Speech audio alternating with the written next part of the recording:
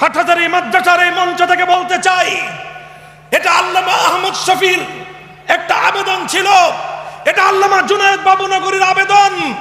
দেশের আগামী প্রজন্মের চরিত্র রক্ষা করার স্বার্থে, দেশের আগামী প্রজন্মের বিশ্বাস এবং চেতনাকে রক্ষা করবার স্বার্থে বিবর্তনবাদ নামক বাতিল মতবাদ বাংলাদেশের জাতীয় শিক্ষা ব্যবস্থায় চলতে পারে না, চলতে পারে না, চলতে পারে না।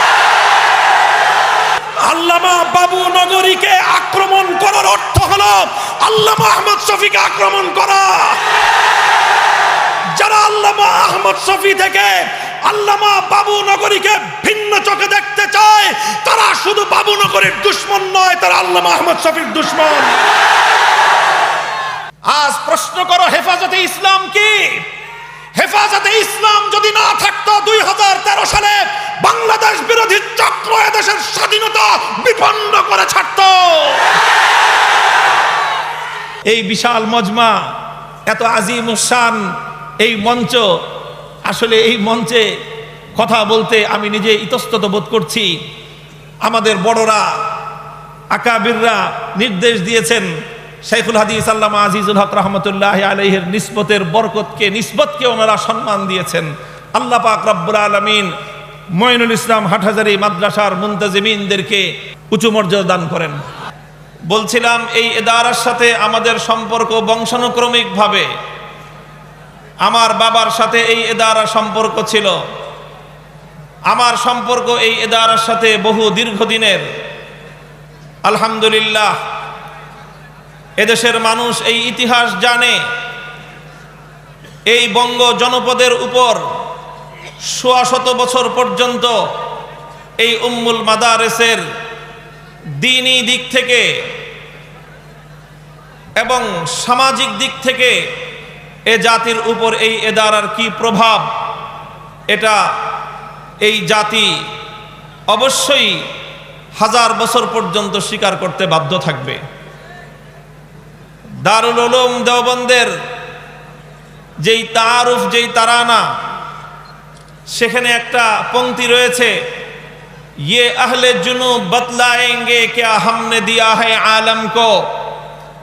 বাংলাদেশের যদি অর্ধ শতাব্দীর ইতিহাস পর্যালোচনা করা হয়, বাংলাদেশের স্বাধীনতা পূর্ববর্তী 24 বছরের পাকিস্তানের ইতিহাস যদি পর্যালোচনা করা হয়, পাকিস্তান পূর্ববর্তী ব্রিটিশ শাসিত গোলামীর আমলের দীর্ঘ 190 বছরের ইতিহাস যদি পর্যালোচনা করা হয়, তাহলে সেই সুদীর্ঘ ইতিহাসের মধ্যে বাংলার এই দেদীপ্যমান আকাশে, বাংলার আকাশে একটি উজ্জ্বল নক্ষত্র হিসেবে উদ্ভাসিত থাকবে, তার নাম হবে দারুল উলুম মঈনুল ইসলাম হাটহাজারী মাদ্রাসা।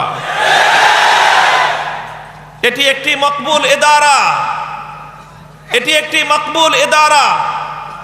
আল্লামা হাবিবুল্লাহ রহমতুল্লাহ আলাইহির বরকতি হাতে তার আরো 4 সহকর্মী সহ হযরত মাওলানা জমিরউদ্দিন রহমতুল্লাহ আলাইহি, হযরত মাওলানা আব্দুল হামিদ রহমতুল্লাহ আলাইহি, হযরত মাওলানা আব্দুল ওয়াহিদ রহমতুল্লাহ আলাইহি এবং সুফি আজিজুর রহমান রহমতুল্লাহ আলাইহি সহ আকাবেরে খামসা, আল্লাহ পাক রব্বুল আলামিন মঈনুল ইসলাম হাটহাজারী মাদ্রাসাকে এই সৌভাগ্য দান করেছে। এটা একটা হুসনে ইত্তেফাক যে ইসলামের বুনিয়াদ যেরকম বুনিয়াল ইসলাম আলা খামস, ইসলাম যেরকম 5টি বুনিয়াদের উপর প্রতিষ্ঠিত হয়ে সারা দুনিয়া থেকে জাহেলিয়াতের অন্ধকারকে বিদূরিত করে বিশ্ব মানবতায় সভ্যতার আলোকবর্তিকা প্রজ্বলন করেছে। এই বাংলার অন্ধকার যুগে 5 বুনিয়াদের উপর দাঁড়িয়ে দারুল উলুম মঈনুল ইসলাম গোটা বঙ্গ এলাকায় আলোর প্রদীপ প্রজ্বলিত করেছে। এটা সেই ইদারা, যে ইদারা থেকে আলোর মশাল জ্বলেছে।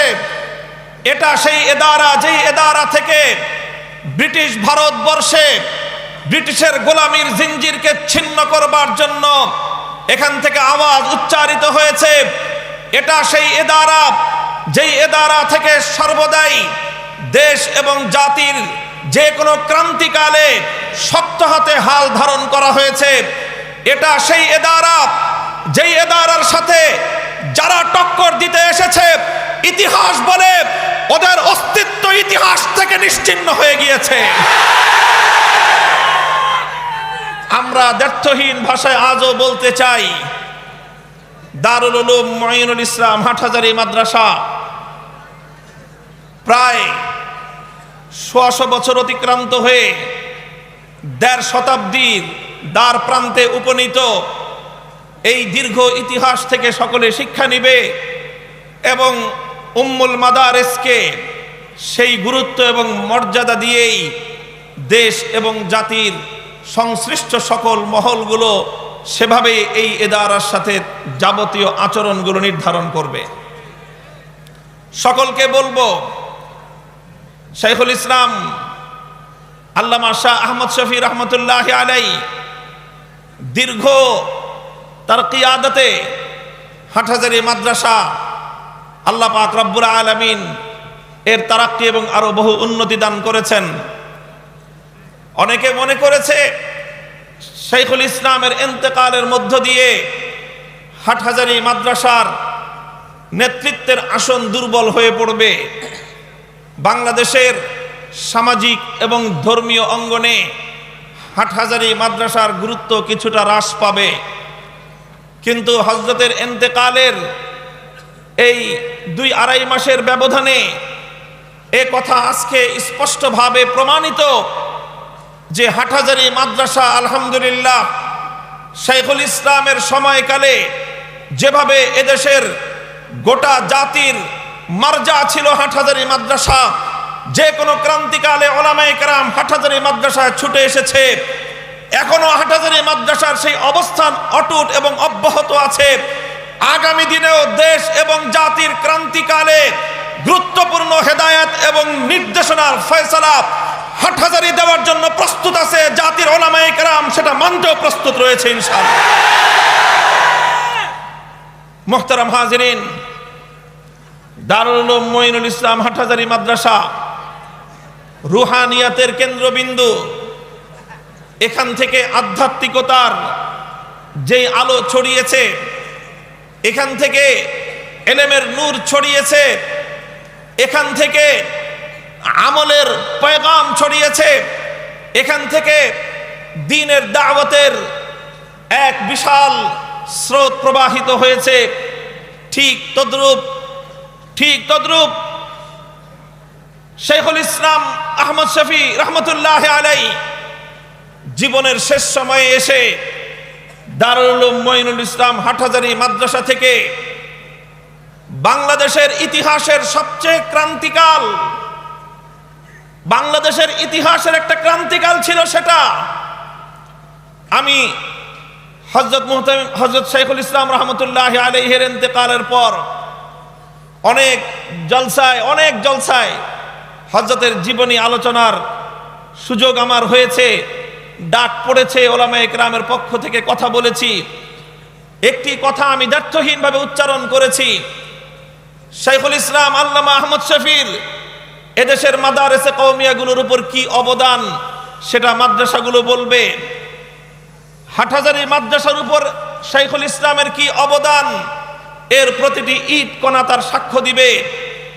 এদেশের ওলামায়ে কেরামের উপর তার কি অবদান সেটা এদেশের আলেম সমাজ তার সাক্ষ্য দিবে। তবে বাংলাদেশের জাতি, রাষ্ট্র এবং স্বাধীনতার উপর শাইখুল ইসলামের কি অবদান সেটা এই বাংলাদেশকে অনাগত ভবিষ্যতে স্বীকার করতে হবে।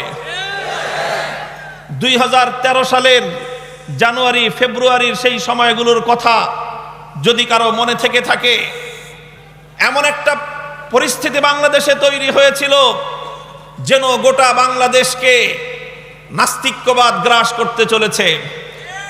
90% মুসলমানদের ধর্মীয় তাহজিব, তামাদ্দুন, কৃষ্টি, কালচারকে জলাঞ্জলি দিয়ে উৎখাত করে এদেশে বিজাতীয় সংস্কৃতি বাস্তবায়ন করবার একটা মহা পরিকল্পনার নীল নকশা বাস্তবায়নের কাজ চলছিল।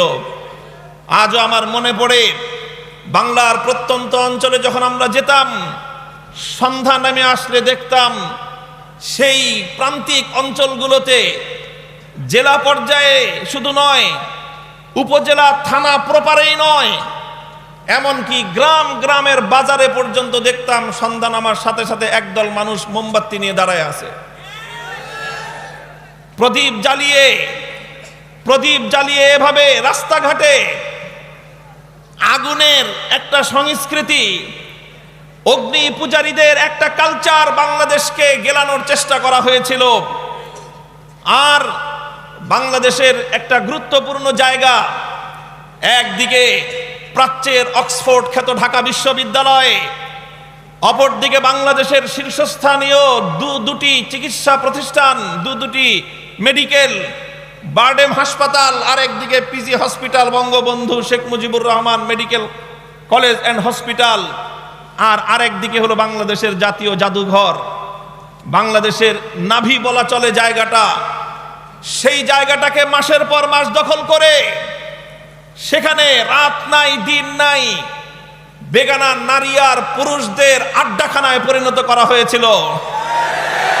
বাংলাদেশের হাজার বছরের সভ্যতাকে দুপায়ে দলিত করে অসভ্যতা, বেলাল্লাপনা, বেহায়াপনার স্রোতে বাংলাদেশকে ভাসিয়ে দেওয়ার এক অপতৎপরতা শুরু হয়েছিল।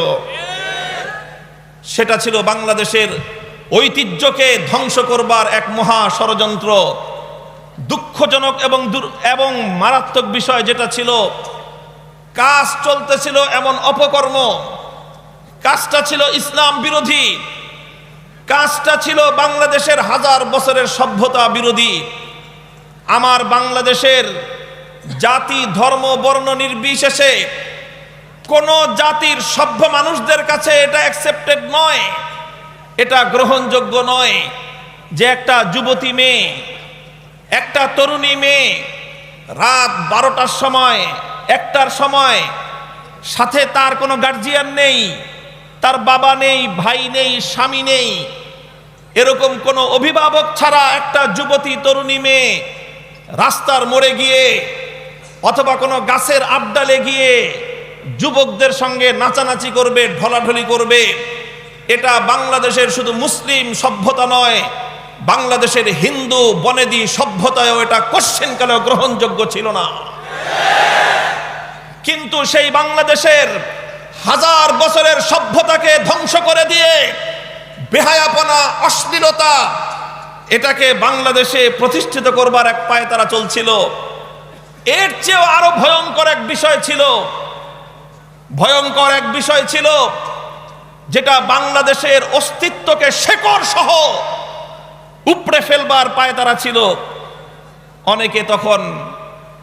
অনেকে তখন হাসি ঠাট্টা করে বলতো যে বাংলাদেশে বর্তমানে সরকার হলো দুটো, ওই সময়ের কথা বলতেছি, একটা হলো শেখ হাসিনার সরকার আর একটা হলো ইমরান এইচের সরকার। এমন একটা অবস্থা হয়েছিল, ইমরান এইচ সরকার ঘোষণা দিত পতাকা নামবে, 30 লক্ষ শহীদের রক্তের বিনিময়ে অর্জিত লাল সবুজের পতাকা একজন অপবিত্র ইমরান এইচ সরকারের নির্দেশে অর্ধনমিত হয়ে যেত। বাংলাদেশের জন্য এর চেয়ে বড় কলঙ্কজনক বিষয় কিছু হতে পারে না।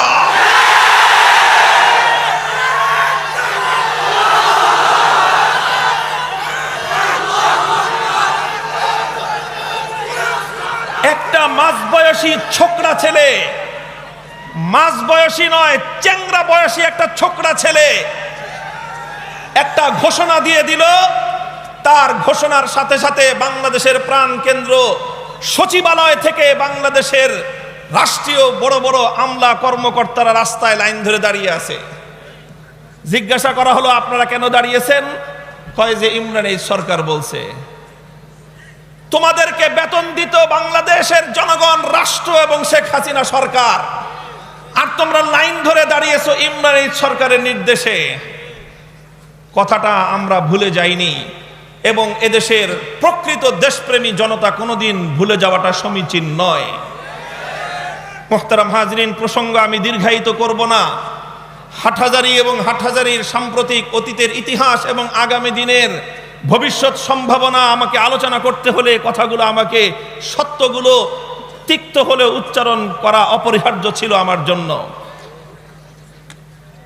বিদেশি শক্তির কথা আমি বলবো না, তবে এতটুকু আমি বলবো, বাংলাদেশ বিরোধী একটি অপশক্তি তখন বাংলাদেশের রাষ্ট্রকে, বাংলাদেশের সরকারকে অকার্যকর করবার জন্য শাহবাগের সেই মঞ্চে ইমরান এই সরকারদেরকে বসিয়ে বাংলার অস্তিত্বের উপর আক্রমণ করবার চেষ্টা করেছিল। এই দৃশ্য সকলেই দেখছিল, সবাই বুঝতেও পারছিল, কিন্তু বলবার কোনো ভাষা কারো মুখে ছিল না। কারণ হলো কাজ ছিল দেশ বিরোধী, কর্মকাণ্ড ছিল স্বাধীনতা বিরোধী, তাদের পরিকল্পনা ছিল বাংলাদেশের অস্তিত্ব বিরোধী, সাইনবোর্ড ছিল মুক্তিযুদ্ধের চেতনা। আমাদের ঢাকার ভাষায় বলে দেখতে কালো, নাম রাখছে লালচান। স্বাধীনতা বিরোধী সমস্ত অপকর্ম স্বাধীনতার চেতনার নাম দিয়ে এদেশে বাস্তবায়ন করবার একটা পায়তারা চলছিল। সেটা ছিল বাংলাদেশ, বাংলাদেশের রাষ্ট্র, বাংলাদেশের সরকার এবং বাংলাদেশের স্বাধীনতা বিরোধী এক মহা ষড়যন্ত্র। গোটা বাংলাদেশে রাতের অন্ধকারগুলোতে প্রতিটা ঘরে ঘরে আর্তনাদ উঠত, মানুষেরা আহাজারি করত, কথা বলবার ভাষা মানুষ হারিয়ে আরশের দিকে হাত উত্তোলন করে লক্ষ কণ্ঠে রাতের অন্ধকারের সেই নীরবতা ভেঙে আওয়াজ উচ্চারিত হতো, রব্বানা আখরিজনা মিন হাযিহিল ক্বরিয়াতিজ যালিমি আহলুহা ওয়াজআল লানা মিন লাদুনকা ওয়ালিয়্যা ওয়াজআল লানা মিন লাদুনকা নাসীরা। ওগো মাবুদ, তোমার কাছে আমরা সাহায্য চাই, আমাদেরকে একজন নেতা তুমি দান করো। আল্লাহ পাক রব্বুল আলামিন এদেশের আবাল বৃদ্ধ বনিতার শেষ রাতের চোখের অশ্রুকে আল্লাহ ব্যর্থ করে দেননি। আল্লাহ সেই দোয়া কবুল করলেন, আর আল্লাহ পাকে রব্বুল আলামিনের পক্ষ থেকে রহমতের বারিধারা বর্ষিত হলো।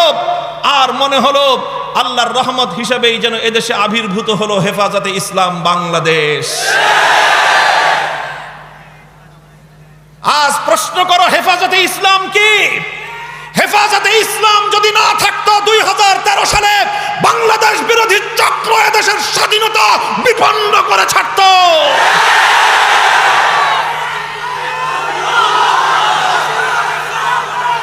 মুহতারাম হাজিরিন, শাইখুল ইসলাম আল্লামা শাহ আহমদ শফী রহমতুল্লাহি আলাইহি দীর্ঘ 80 বছর পর্যন্ত যিনি খানকার গোসানাসীন বুজুর্গ ছিলেন, দীর্ঘ 80 বছর পর্যন্ত যিনি হাটহাজারী মাদ্রাসার এই প্রান্তিক অঞ্চলের কেবলমাত্র একজন মুহতামিম ছিলেন, 80 বছর পর্যন্ত যিনি দারুল হাদিসের দরসে মসনদে হাদিসের একজন মুহাদ্দিস ছিলেন, জাতির এই ক্রান্তিকালে দেশ এবং জাতিকে রক্ষা করবার জন্য তিনি ডাক দিলেন, তিনি আযান দিলেন।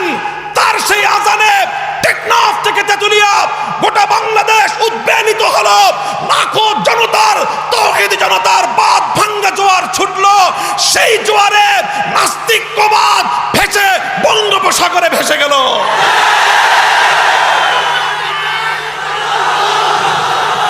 আল্লামা শাহ আহমদ শফী রহমতুল্লাহি আলাইহি সেই ধারা অব্যাহত রেখে গেলেন।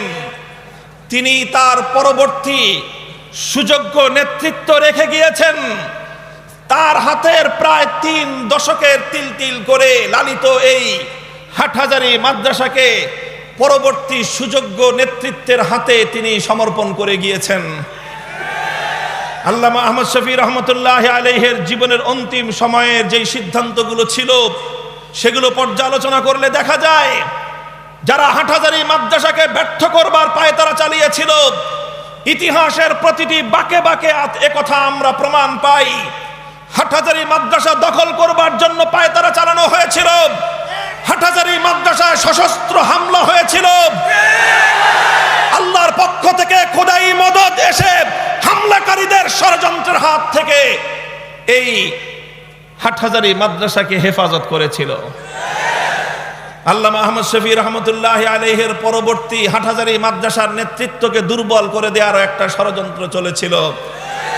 আল্লাহ পাক রব্বুল আলামিন সেই ষড়যন্ত্র তার ওলি আহমদ শফি রহমতুল্লাহ আলাইহির কলমের খোঁচায় বানচাল করে দিয়েছেন।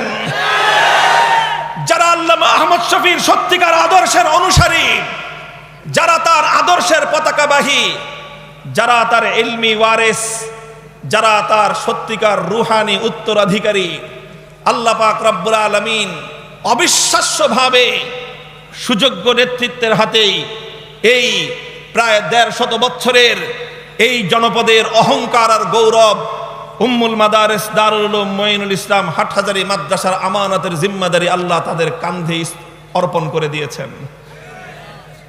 মুহতারাম হাজিরিন, হযরতের জীবদ্দশার শেষ প্রান্তে এসে দেশ জাতি এবং ইসলামের মুহাফেজ আর নেগাহবান হিসেবে তার গড়ে তোলা হেফাজতে ইসলাম বাংলাদেশ, সেটাও শাইখুল ইসলাম আল্লামা আহমদ শফির যথাযোগ্য উত্তরসূরিদের হাতেই অর্পিত হয়েছে।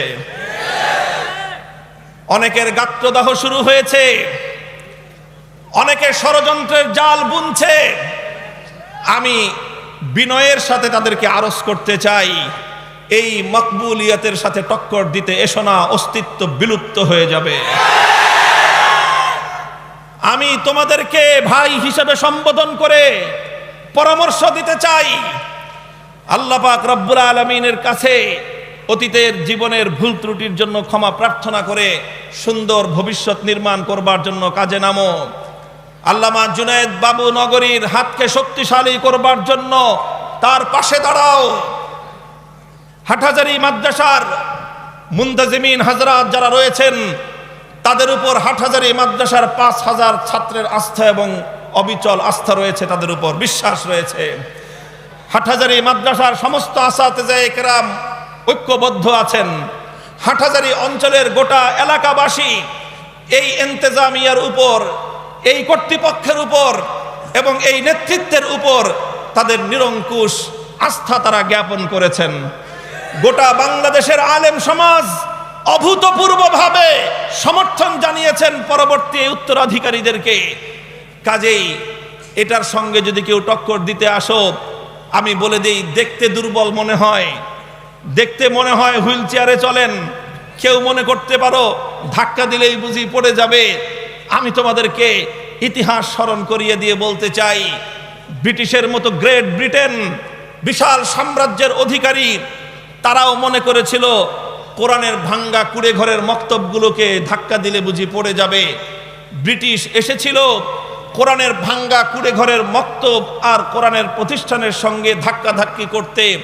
ইতিহাস বলে কোরআনের ভাঙ্গা কুড়ে ঘরের মক্তব তার আপন জায়গায় দাঁড়িয়ে আছে, গ্রেট ব্রিটেন ভেঙ্গে টুকরো টুকরো হয়ে গিয়েছে। কাজেই মুহতারাম হাজিরিন, কথা ভিন্ন বিষয়বস্তু ছিল, আলোচনা সেদিকে আর লম্বা করব না।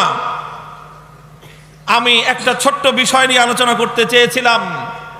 বিষয়টা হলো, আজকে মুসলিম জনপদের উপর এক বিশাল ফিতনা, বিশাল এক ফিতনা কাল বৈশাখীর কালো মেঘের মতো ছেয়ে আসছে, ধেয়ে আসছে।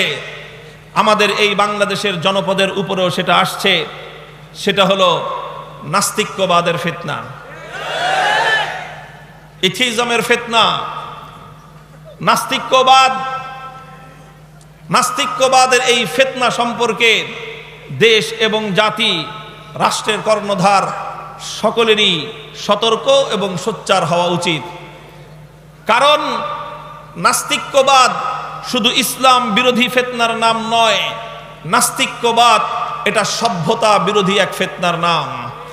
নাস্তিক্যবাদ শুধুমাত্র ইসলাম বিরোধী ফিতনা নয়, নাস্তিক্যবাদ মানবতা বিরোধী এক ফিতনার নাম। নাস্তিক্যবাদ কাকে বলা হয়?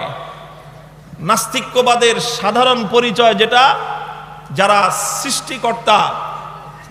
সৃষ্টিকর্তা এক আল্লাহর অস্তিত্বকে অস্বীকার করে, সাধারণভাবে তাদেরকে নাস্তিক বলা হয়। এটা হলো সাধারণভাবে নাস্তিক্যবাদের এই সংজ্ঞাটাই পরিচিত।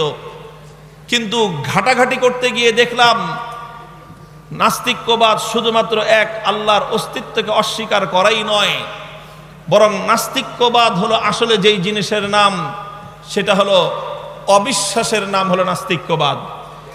পৃথিবীর কোনো বিষয়ের উপরই তাদের বিশ্বাস নেই। শুধুমাত্র বিশ্বাসকে অস্বীকার করা নয়, নাস্তিক্যবাদের মূল কথাই হলো যে নাস্তিক্যবাদ মানেই হলো অবিশ্বাস, বিশ্বাসের অনুপস্থিতি, এটাই হলো নাস্তিক্যবাদ।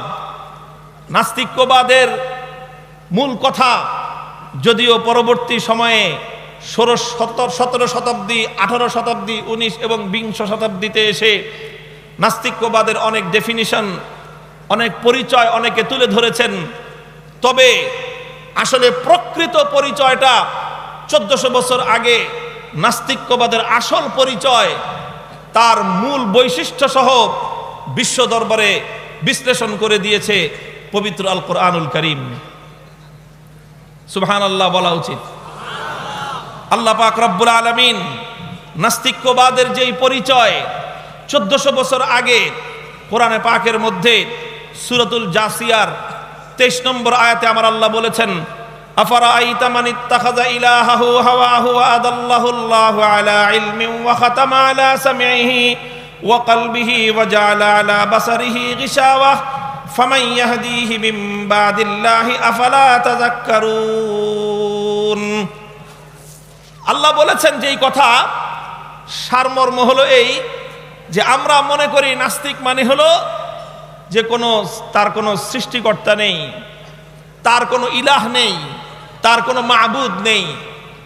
আসলে নাস্তিক্যতা এটা নয়, বরং নাস্তিক্যটা এর চেয়ে আরো ভয়ঙ্কর একটা জিনিস। সেটা কি? পৃথিবীতে অনেক জাতির আবির্ভাব হয়েছে, এই জাতিগুলোর মধ্যে যেমন একত্ববাদী রয়েছে, তৃত্ববাদী রয়েছে, বহুত্ববাদী রয়েছে। পৃথিবীতে অনেকে অনেক কিছুকে মাবুদ বলে গ্রহণ করেছে, মাবুদ বলে ইবাদত করেছে, মাবুদ বলে অনেককেই অনুসরণ করেছে। যারা মুওয়াহহিদ একত্ববাদী তাদের মাবুদকে, জোরে করে বলেন, যারা একত্ববাদী তাদের মাবুদকে, তারা এক আল্লাহর আনুগত্যকেই চূড়ান্তভাবে অনুসরণ করে। এক আল্লাহর যারা মুওয়াহহিদ একত্ববাদী তারা ছাড়াও পৃথিবীতে যারা মুশরিক রয়েছে, যারা শিরক করে, এক একজন এক একটা কিছুকে শিরক করে। কেউ শিরক করে মূর্তি, কেউ পূজা করে মূর্তির, তাকে বলা হয় মূর্তি পূজারী। কেউ পূজা করে সূর্যের, তাকে বলা হয় সূর্য পূজারী। কেউ পূজা করে চন্দ্রের, তাকে বলা হয় চন্দ্র পূজারী। কেউ পূজা করে আগুনের, তাকে বলা হয় অগ্নি পূজারী।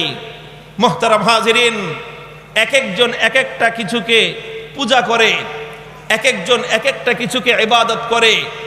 যারা একত্ববাদী তারা এক আল্লাহর ইবাদত করে, আর যারা মুশরিক তারা আল্লাহ ছাড়া গায়রুল্লাহর পূজা করে। আর যারা নাস্তিক হয় তারা কারা? কিছু মানুষ রয়েছে পৃথিবীতে যারা হয়তো চন্দ্র আর সূর্যের পূজা করে না, তারা হয়তো পৃথিবীতে আপনার মূর্তি আর ওই অগ্নির পূজা করে না, কিন্তু তারা এর চেয়েও বড় ভয়ঙ্কর একটা জিনিসের পূজা করে। সেই জিনিসটা হলো তারা কুপ্রবৃত্তির পূজা করে, খাহেসাতের পূজা করে। আল্লাহ পাক রব্বুল আলামিন কোরআনে পাকের মধ্যে সে কথাই বলেছেন। অন্য আরেক আয়াতের মধ্যে আল্লাহ পাক রব্বুল আলামিন সূরাতুল ফুরকানে ইরশাদ করেছেন, আরাআইতা মান ইত্তাখাযা ইলাহাহু হাওয়াহু আফাআনতা তাকুনু আলাইহি ওয়াকিলা। ওগো আমার পয়গম্বর, আপনি কি লক্ষ্য করেছেন এই পৃথিবীতে কিছু মানুষ রয়েছে যারা আল্লাহর ইবাদত তো করেই না, এমনকি তারা অন্য কোনো বড় জিনিসেরও ইবাদত করে না। কোন চন্দ্র বা সূর্যের মতো আগুনের মতো শক্তিশালী একটা মাখলুকের পূজাও তারা করে না। তারা পূজা করে কিসের? ইত্তাখাযা ইলাহাহু হাওয়া। তারা হলো কেবলমাত্র নিজের প্রবৃত্তির পূজা করে।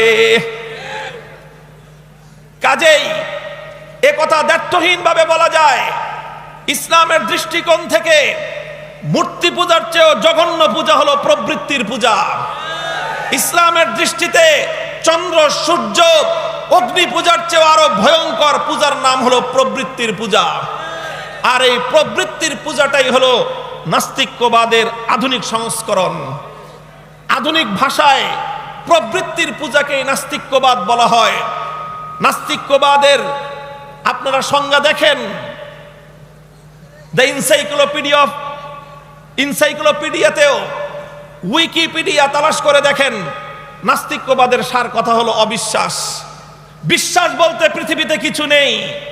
হে দুনিয়ার মানুষ, বিশ্বাস বলতে যদি কিছু না থাকে, দুনিয়াতে মানুষের ভালোবাসার সমস্ত বন্ধনগুলো ভেঙে চুরমার হয়ে যাবে। বিশ্বাস বলতে যদি পৃথিবীতে কোনো কিছু না থাকে, তাহলে সমস্ত সম্পর্কের বন্ধনগুলো চূর্ণ বিচূর্ণ হয়ে যাবে। বিশ্বাস বলতে যদি পৃথিবীতে কোনো কিছু না থাকে, মানুষের আত্মার শান্তির সর্বশেষ সৌধটুকু ভেঙে গুড়িয়ে যাবে। বিশ্বাস বলতে যদি পৃথিবীতে কোনো কিছু না থাকে, মানবতা বলতে কিছু থাকবে না।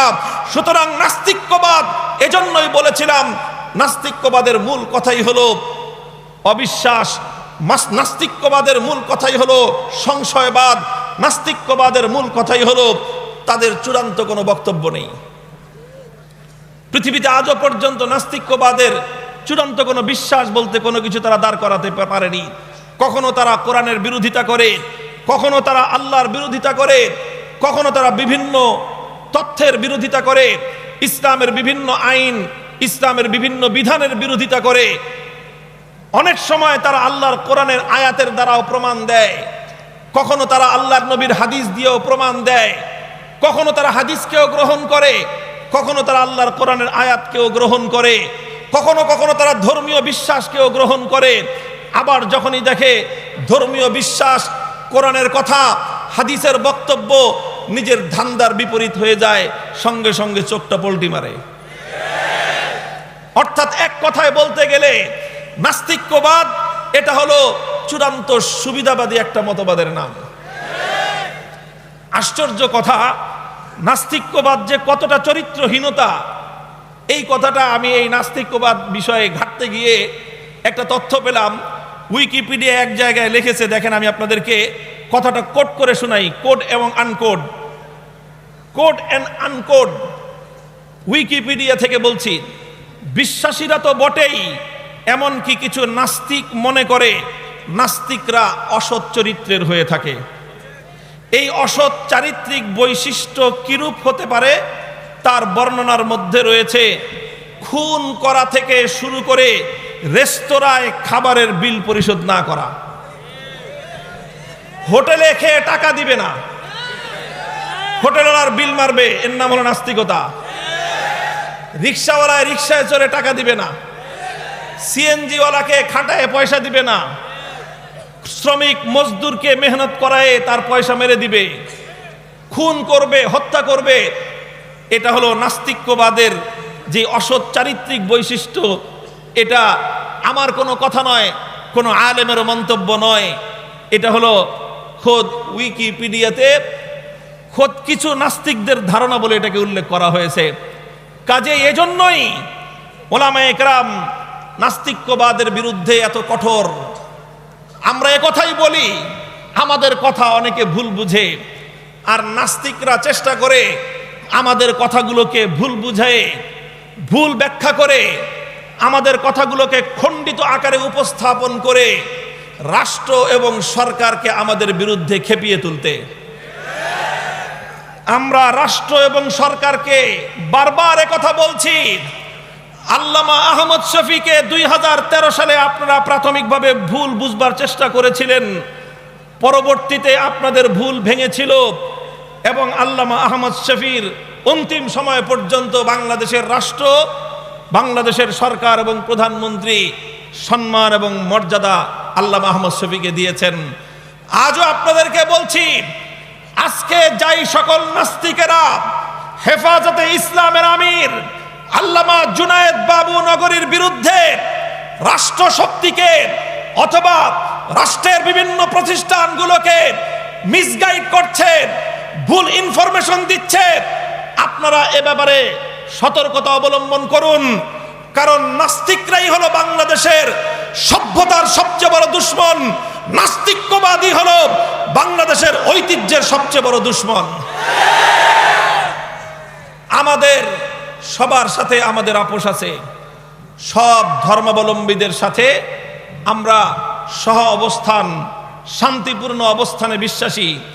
সাম্প্রদায়িক সম্প্রীতির এই অনন্য ভূমি বাংলাদেশের এই ঐতিহ্যকে আমরা কোনোভাবেই ভুলুণ্ঠিত হতে দিতে চাই না।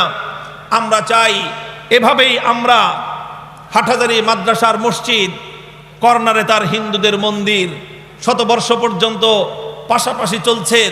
কোনোদিন হিন্দুরা এসে হাটহাজারী মাদ্রাসায় হামলা করেনি, কোনোদিন হাটহাজারী মাদ্রাসার মসজিদ থেকে একটা ঢিল হিন্দুদের মন্দিরে ছোড়া হয়নি। এটি বাংলাদেশ, এটি বাংলাদেশের হাজার বছরের ঐতিহ্য। এই ঐতিহ্যকে ধ্বংস করতে চায় নাস্তিকেরা, কারণ নাস্তিকদের কোনো চরিত্র নাই, নাস্তিকদের কোনো বিশ্বাস নাই।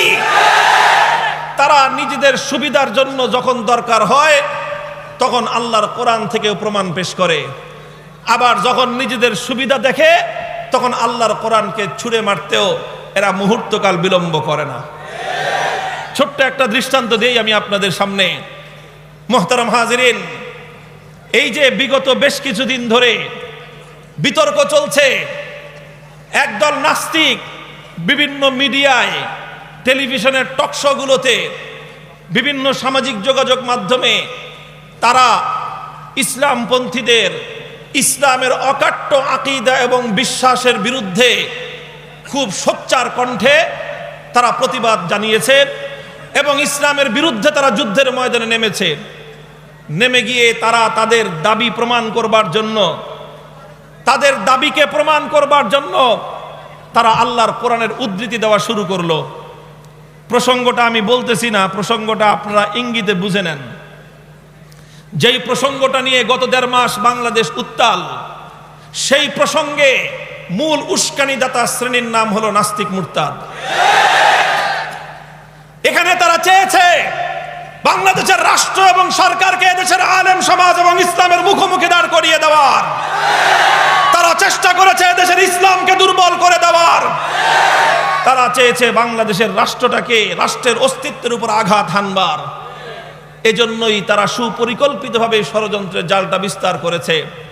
লক্ষ্য করে দেখবেন, এরা বারবার কোরআনের কিছু শব্দ উচ্চারণ করে, পুনরাবৃত্তি করে।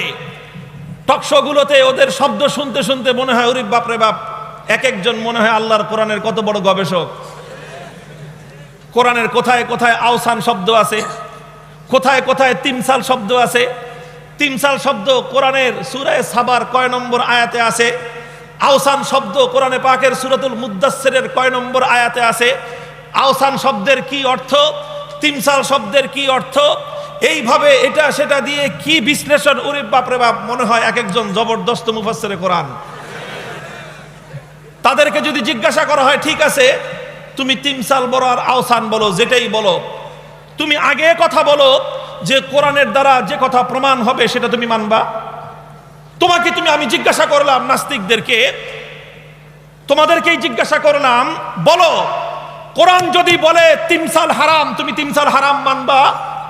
তুমি তো বলতে চাচ্ছ যে তিমসাল এবং আওসান ভিন্ন জিনিস, আওসানটা এটা আওসান না, এটা তিমসাল।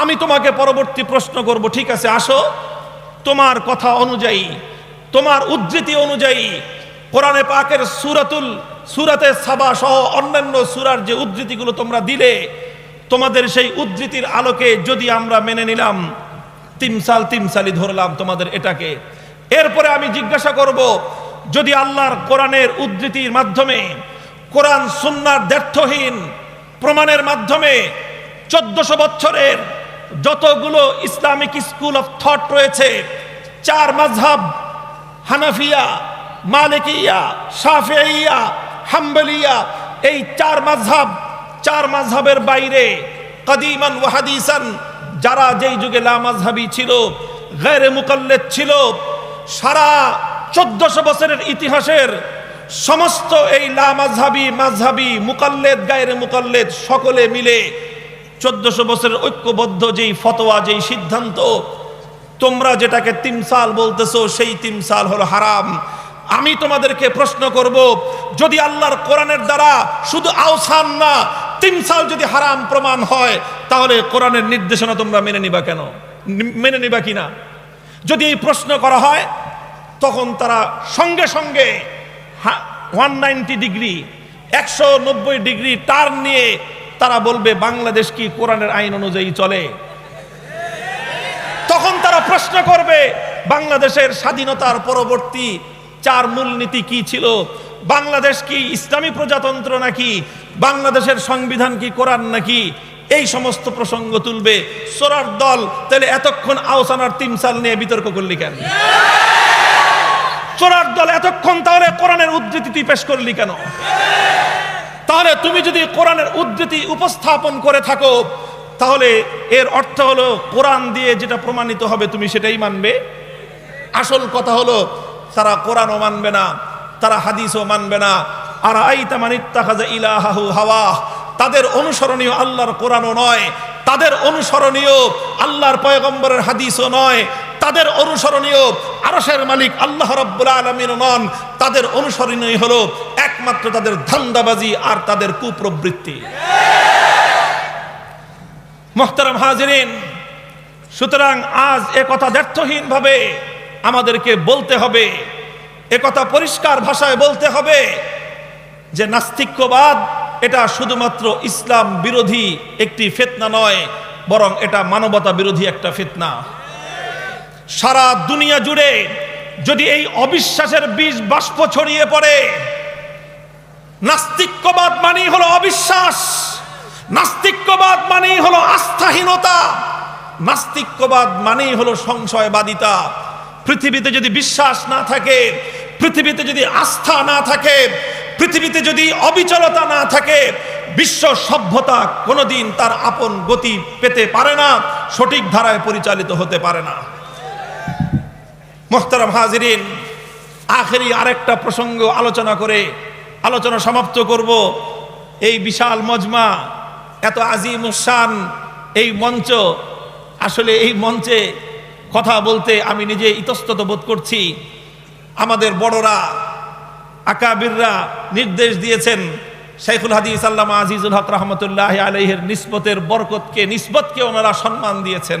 আল্লাহ পাক রব্বুল আলামিন মঈনুল ইসলাম হাটহাজারী মাদ্রাসার মুনতাজিমিনদেরকে আল্লাহ পাক রব্বুল আলামিন উঁচু মর্যাদা দান করেন। নিসবতকে ওনারা কদর করেছেন। আমি মামুনুল হক নস্যি, আমি জানি আমি কিছুই না, কিন্তু আমার সঙ্গে শাইখুল হাদিস আল্লামা আজিজুল হক রহমতুল্লাহ আলাইহির নাম জড়িয়ে আছে। আমি জানি আমার সঙ্গে শাইখুল হাদিসের ঘাম আর অশ্রু দিয়ে গড়া জামিয়া রহমানিয়া আরাবিয়ার নাম জড়িয়ে আছে। ওনারা এটাকে শ্রদ্ধা জানিয়েছেন। আল্লাহ পাক রব্বুল আলামিন ওনাদেরকে এর প্রতি উত্তর এবং প্রতিদান দান করুন, উত্তম বিনিময় দান করুন। মুহতারাম হাজিরিন, যেই কথাটা বলে আমি আমার আলোচনা সমাপ্ত করতেছি, এই যে নাস্তিক্যবাদ আসছে কোত্থেকে? নাস্তিক্যবাদ ভয়াবহ আকারে বিস্তার লাভ করছে। বহু মানুষ আছে মুসলিম সমাজে, নামধারী মুসলিম, কিন্তু প্রকৃত অর্থে সংজ্ঞা এবং পরিচয়ের দিকে খবর নিলে দেখা যাবে যে ওরা আসলে ইসলাম এবং ঈমান তাদের অন্তরের মধ্যে নাই, ইসলামী আকীদা এবং বিশ্বাস তাদের অন্তরের মধ্যে নাই। তারা ওই অবিশ্বাসকেই ধারণ করে আছে। তারা কোরআনকে মানে কখন? মানে যখন কোরআন নিজেদের পক্ষে যায়। তারা নবীর হাদিস মানে কখন? যখন হাদিস নিজের স্বার্থ অনুযায়ী হয়।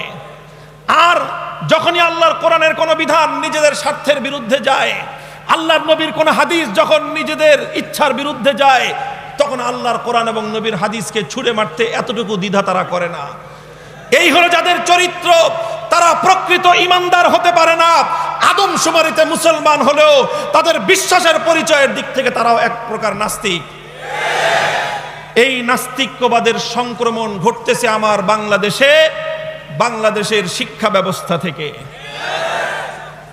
শিক্ষা ব্যবস্থা থেকে 2012 সালে হেফাজতে ইসলাম বাংলাদেশের মহাসচিব, আজকের হেফাজতের আমির, বাংলার অবিসংবাদিত রাহবার, 16 কোটি মানুষের আধ্যাত্মিক রাহবার আল্লামা জুনায়েদ বাবুনগরী বহুদিন আগেই রাষ্ট্রকে, জাতিকে সতর্ক করেছিল শিক্ষা ব্যবস্থায় বিবর্তনবাদ নামক নাস্তিক্যবাদের বীজ বপন করবার পায়ে তারা চলছে।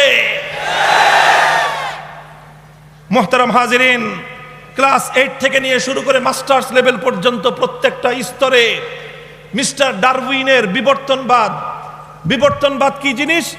বিবর্তনবাদ মানে হলো মানুষ কিভাবে সৃষ্টি হয়েছে মানুষ সৃষ্টি হয়েছে, মানুষ আগে বানর ছিল। বানর কিভাবে হয়েছে? বানর এর আগে ইন্দুর ছিল, ইন্দুরের আগে কি ছিল? ইন্দুরের আগে একটা ছোট পোকা ছিল, পোকা থেকে মাকড় ছিল। এইভাবে জীব আর জীবাশ্ম থেকে পর্যায়ক্রমে বিবর্তন হতে হতে হতে হতে এক সময় মানুষ তৈরি হয়ে গিয়েছে। নাউজুবিল্লাহি মিন যালিক। এই বিবর্তনবাদ যেটা আমাদের বাংলাদেশের রাষ্ট্রীয় সরকারি জাতীয় শিক্ষা কারিকুলামে অত্যন্ত গুরুত্বের সাথে এটার পাঠদান করা হচ্ছে, অথচ এই বিবর্তনবাদ এটা শুধুমাত্র ইসলাম নয়, বরং পৃথিবীর গ্রহণযোগ্য প্রতিটি ধর্মের মূল চেতনার সাথেই সাংঘর্ষিক। এই বিবর্তনবাদ এটা ইসলামের অনেকগুলো মৌলিক আকীদা এবং বিশ্বাসের সাথে সরাসরি সাংঘর্ষিক। বিবর্তনবাদের অর্থ হলো মানুষের জন্য কোনো আলাদা সৃষ্টিকর্তার প্রয়োজন নেই, মানুষ প্রাকৃতিক উপায়ে বানর থেকে পিঠ সোজা হয়ে লেজ খসে পড়ে মানুষ হয়ে গিয়েছে। এই বিবর্তনবাদকে যদি বিশ্বাস করা হয়, আল্লাহ পাক রব্বুল আলামিন যে কোরআনে পাকের মধ্যে বলেছেন, ইয়া আইয়ুহান নাস ইন্না খালাকনাকুম মিন যাকারিন ওয়া উনসা, হে দুনিয়ার মানুষ, আমি আদিতে প্রথমে একজন পুরুষ আর একজন নারীকে সৃষ্টি করেছি। সেই আদম এবং হাওয়া থেকে বংশানুক্রমিকভাবে দুনিয়াতে বিশ্ব মানব সভ্যতার বিকাশ ঘটেছে। বিবর্তনবাদকে স্বীকার করার অর্থ হলো আল্লাহ পাক রব্বুল আলামিনের কোরআনের অসংখ্য আয়াতকে অস্বীকার করা। বিবর্তনবাদকে বিশ্বাস করার অর্থ হলো এক আল্লাহ পাক রব্বুল আলামিনের খালিকিয়াত, আল্লাহর সৃষ্টিকর্তার বিশ্বাসকে অস্বীকার করা। বিবর্তনবাদকে স্বীকার করার অর্থ হলো আল্লাহ পাক রব্বুল আলামিন আদম আলাইহিস সালাম থেকে নিয়ে শুরু করে হাজার হাজার যুগে যুগে লক্ষ পয়গম্বর প্রেরণ করেছেন, সমস্ত নবী রাসূলদেরকে অস্বীকার করা। বিবর্তনবাদকে স্বীকার করার অর্থ হলো আদিতে মানুষ জান্নাতে ছিল, জান্নাত থেকে বাবা মা তারা দুনিয়াতে প্রেরিত হয়েছেন, জান্নাতকে অস্বীকার করা। বিবর্তনবাদকে স্বীকার করার অর্থ হলো মানুষ আবার মৃত্যুর পরে শেষ বিচার হবে, শেষ বিচারের পরে হয় জান্নাত না হয় জাহান্নাম যাবে। বিবর্তনবাদকে স্বীকার করলে আখিরাতকে অস্বীকার করা হয়, বিবর্তনবাদকে স্বীকার করলে শেষ বিচারকে অস্বীকার করা হয়, বিবর্তনবাদকে বিশ্বাস করলে কবর জগৎকে অস্বীকার করা হয়, বিবর্তনবাদকে বিশ্বাস করলে ইসলামের সমস্ত আকীদা এবং বিশ্বাসগুলো ধসে পড়ে যায়। এমনি এই স্লোগান দিয়ে না, কথা সময় শেষ আমার। বিবর্তনবাদের বিরুদ্ধে কেন বলছি? নাস্তিক্যবাদের বিরুদ্ধে আমরা কেন বলছি? নাস্তিক্যবাদ এটা চরিত্রহীনতার জন্ম দেয়। নাস্তিক্যবাদ জবাবদিহিতার কালচার এবং এই জবাবদিহিতার সিস্টেমকে ভেঙে চুরমার করে দেয়। কারণ বিবর্তনবাদের মাধ্যমে প্রমাণ হয় যে মানুষের কোনো জান্নাত জাহান্নাম নাই। বিবর্তনবাদের দ্বারা প্রমাণ হয় মানুষ বানর ছিল, আবার পরবর্তীতে আরেকটা কিছু হয়ে যাবে। এভাবে এই বিশ্বাসকে যদি মেনে নেওয়া হয়, তাহলে যারা বিবর্তনবাদকে বিশ্বাস করবে তারা আখিরাতের বিচারকে বিশ্বাস করবে না। আপনি বলেন, একজন মানুষ যখন পরকালে আল্লাহর নিকট জবাবদিহিতার ভয়কে আর ভয় পাবে না, আল্লাহর নিকট দাঁড়িয়ে জীবনের হিসাব দিতে হবে, এই ভয়টা যদি তার অন্তর থেকে নির্মূল হয়ে যায়, সে হবে সমাজের সবচেয়ে বড় দুর্নীতিবাজ। যে নাকি আখিরাতকে অস্বীকার করবে, সে যদি রাষ্ট্রীয় কোনো গুরুত্বপূর্ণ চেয়ারে বসে জনগণের সম্পদ লুটপাট করবে, সে যদি জাতীয় নেতৃত্বের কোনো চেয়ারে বসে জনগণের আমানত খেয়ানত করবে, সে যদি রাষ্ট্রীয় কোনো কর্ণধার হয়, গোটা দেশ এবং জাতিকে চরিত্রহীনতার সয়লাবে ভাসিয়ে দিবে।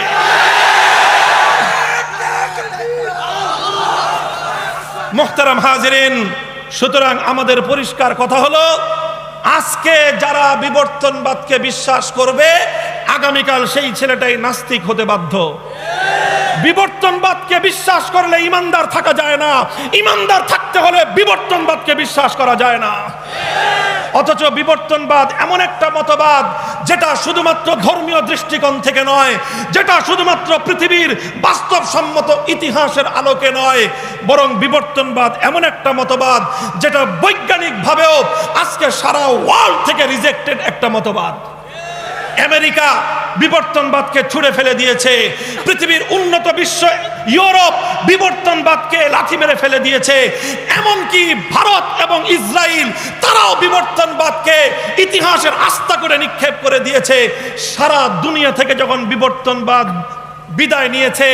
সারা দুনিয়ার ডাস্টবিনগুলো যখন ভরে গেছে বিবর্তনবাদ দিয়ে, আমাদের দেশের কয়েকটা নাস্তিক সেই উন্নত বিশ্বের ডাস্টবিন থেকে কুড়িয়ে এনে বাংলাদেশের 16 কোটি মুসলমানের কাঁধে বিবর্তনবাদ নামক নাস্তিক্যবাদের এই ভূত চাপিয়ে দেওয়ার পায়তারা করছে।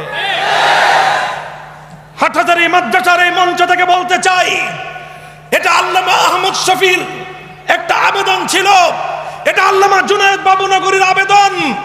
দেশের আগামী প্রজন্মের চরিত্র রক্ষা করার স্বার্থে, দেশের আগামী প্রজন্মের বিশ্বাস এবং চেতনাকে রক্ষা করবার স্বার্থে বিবর্তনবাদ নামক বাতিল মতবাদ বাংলাদেশের জাতীয় শিক্ষা ব্যবস্থায় চলতে পারে না, চলতে পারে না, চলতে পারে না।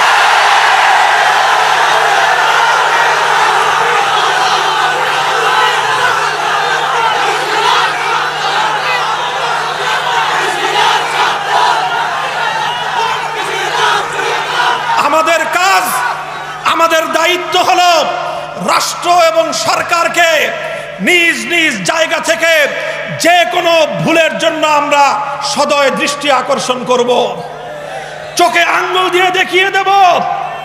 বিবর্তনবাদ এটা বাংলাদেশে আজ যেই গুরুত্বের সাথে প্রমাণিত একটা ট্রু এবং সত্য মতবাদ হিসেবে কোমলমতি আমাদের কচিকাচাদেরকে, আমাদের ছেলে মেয়েদেরকে শিক্ষা দেওয়া হচ্ছে, মুসলমানদের ট্যাক্সের পয়সা দিয়ে মুসলমানের সন্তানদেরকে নাস্তিক বানানোর পায়তারা ধর্মপ্রাণ মুসলমান বরদাস্ত করতে পারে না।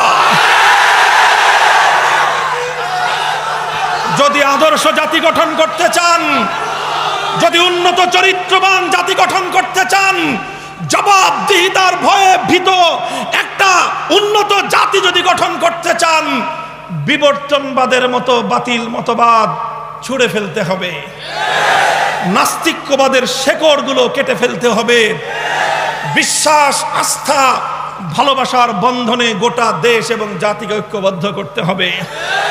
ইনশাআল্লাহ আল্লামা জুনায়েদ বাবুনগরী, কায়েদে মিল্লাত, এছাড়াও আল্লামা অন্যান্য হযরত উলামায়ে কেরামগণ, হাটহাজারী মাদ্রাসা জাতির কিয়াদতের আসনে আছে।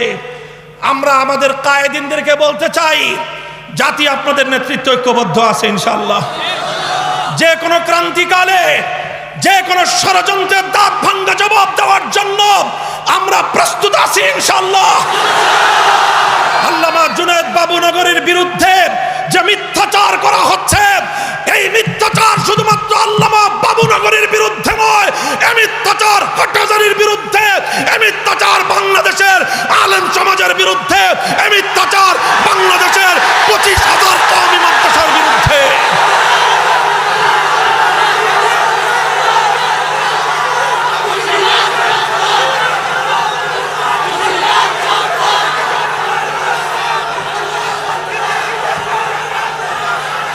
আল্লামা বাবুনগরীকে আক্রমণ করার অর্থ হলো আল্লামা আহমদ শফিকে আক্রমণ করা। যারা আল্লামা আহমদ শফি থেকে আল্লামা বাবুনগরীকে ভিন্ন চোখে দেখতে চায়, তারা শুধু বাবুনগরীর দুশমন নয়, তারা আল্লামা আহমদ শফির দুশমন। হাটহাজারী মাদ্রাসা যেভাবে ঐক্যবদ্ধ আছে, বাংলাদেশের 15,000 কওমি মাদ্রাসা ঐক্যবদ্ধ আছে। এদেশের ইসলামপন্থী সকল মাসলাক, সমস্ত মাশরাব সবাই হকের পক্ষে আজকে ঐক্যবদ্ধ আছে। নাস্তিক্যবাদের জায়গা শাহজালালের বাংলায় হবে না, হবে না ইনশাআল্লাহ। প্রস্তুত আছেন তো? আল্লামা বাবুনগরী সহ বড়রা ইনশাআল্লাহ আমাদেরকে যে কোনো নির্দেশ দিবেন, আমরা সর্ব অবস্থায়, সব পরিস্থিতিতে আমরা বড়দের আনুগত্য করতে প্রস্তুত, আমিরের ইতাআত করতে প্রস্তুত। ফিল মানশাতি ওয়াল মাকরাহি, আমাদের আমিরের নির্দেশ পছন্দ হলেও মানতে প্রস্তুত, অপছন্দ হলেও মানতে প্রস্তুত। আনুগত্যের পরাকাষ্ঠা প্রদর্শনের মাধ্যমে শৃঙ্খলার যে দৃষ্টান্ত এদেশের মাদ্রাসাগুলো স্থাপন করেছে, আগামী দিনে এটা অটুট থাকবে ইনশাআল্লাহ। যারা এই আনুগত্য, আস্থার এই সম্পর্কের মধ্যে ফাটল তৈরি করবার চেষ্টা করছো, মুনাফিকদেরকে হুঁশিয়ার করে বলতে চাই, আগামী দিনে তোমাদের মুনাফিকি ধরা পড়লে পালাবার পথ খুঁজে পাবে না। আল্লাহ পাক রব্বুল আলামিন তৌফিক দান করেন।